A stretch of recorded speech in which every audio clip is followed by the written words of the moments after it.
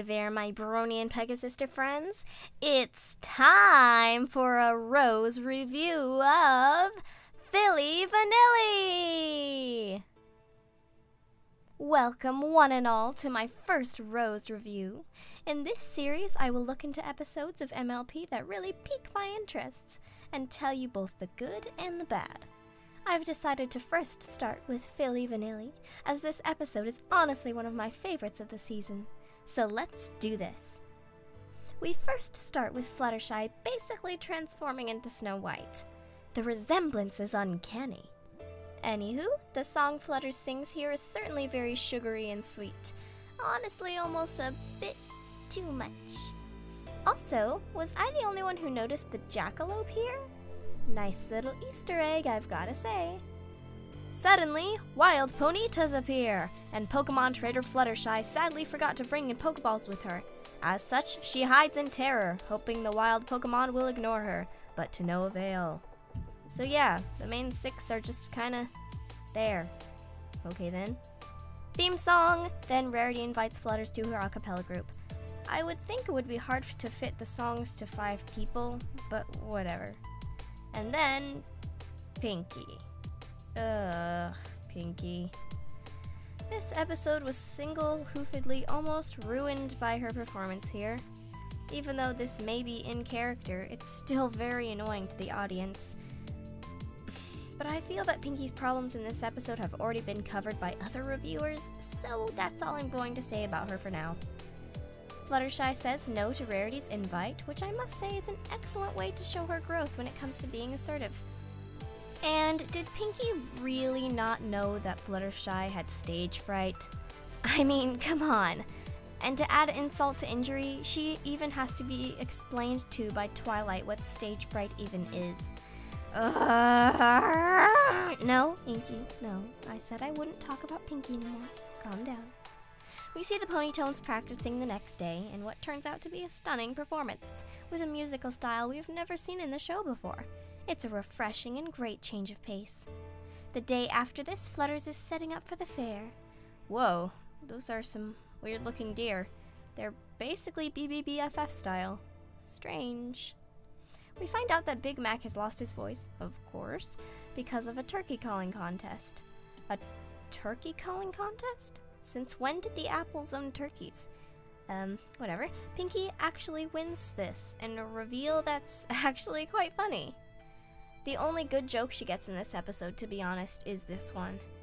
It's also interesting to note that Pinky seems to be hanging out with the Apple family more often ever since Pinky Apple Pie. To fix this newfound problem, the ponies go to Zecora. Huzzah! It's great to see Zecora again. Apparently, she cannot fix sore vocal cords, but she can immediately repair a broken tooth. Wow. Magic is weird. Also, this. They decide to resolve this predicament by... Wait. What? They're giving her poison jokes so that her voice becomes deeper? They are blatantly referencing a past episode? That's amazing! This whole resolution feels really well done. From the way Zecora laughs as she thinks of it, to the clips of bridal gossip. It's perfect and awesome. It is now the night of the performance, and Big Mac lip-syncs to Fluttershy's now deepened voice. Another great performance ensues, and we see 2 very interesting characters. This father and daughter look very unique, and I honestly want to see more of them. Flutters is now singing at a bunch of places, her excitement for each performance rising with every show. This sequence is one of the best parts of the episode. Not only is Fluttershy's excitement adorable, but the situation is very relatable. When you have your talents praised without people knowing it was you, it can make you feel very happy and appreciated. It is a way to express yourself while not being in the spotlight. And then she becomes so excited that she begins adding in her own lyrics and pushes Big Mac? Huh? I know some people can get caught up in their musical performances, but the way she just rams into the curtain and pushes Big Mac is just really out there. It's just a nitpick, but I can't help but take notice of it and find it kind of strange. Her knocking down the curtain does seem a bit more plausible, though. Now for the nightmare-inducing crux of Fluttershy's stage fright story. I have to give DHX some credit here. The visual representations they show of stage fright really work. As someone who has experienced stage fright before, this really resonated with me. In fact, I think this is the best visual of stage fright I've seen ever in media. Really cool.